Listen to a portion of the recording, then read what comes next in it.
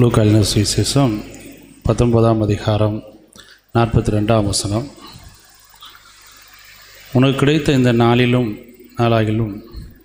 உன் சமாதானத்துக்கு ஏற்றவைகளை நீ அறிந்தாயினால் நலமாக இருக்கும். இப்பொழுது அவைகள் உன் கண்களுக்கு மறைவாக இருக்கிறது. ஆண்டவர் விரும்புகிற காரியம் ஒரு சில நேரங்களில் நம்முடைய கண்களுக்கு மறைவாகத்தான் இருக்கிறது.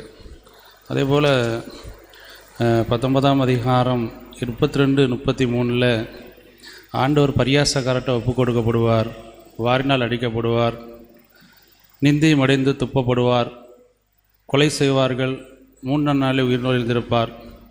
இவைகள் ஒன்றையும் அந்த நேரத்தில் சீசர்கள் என்ன செய்யலை, உணரவில்லை. அவர் சொன்னார், ஆனால் அவங்க என்ன செய்யுங்க, அதை பெருசாக எடுத்துக்கிடலை.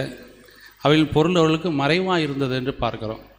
இந்த ஐக்கியம் நாம் ஓடுகிற ஓட்டத்தில், ஊழியத்தின் பாதையில், நம்முடைய வாழ்க்கையில் ஆண்டவர் நித்தம் நடத்துகிறார். இந்த ஒவ்வொரு மணி துளிகளையும் நாம் கடந்து செல்கிறோம். அந்த சூழ்நிலையில் மறைவான காரியங்கள், ஆண்டவர் சொன்ன காரியங்களை நினைத்து ஆவியானவர் நடத்துதலை உணர்வதற்கு ஒரு நல்ல ஏற்ற இடமாக ஆண்டவர் நமக்கு தந்திருக்கிறார். இந்த மறைவான காரியங்களை ஆண்டவர் நமக்கு கற்றுக் கொடுக்கிறார். அது நம்முடைய இருதயத்துக்கு பிரயோஜனமாக பலனை கொடுக்கிறார்.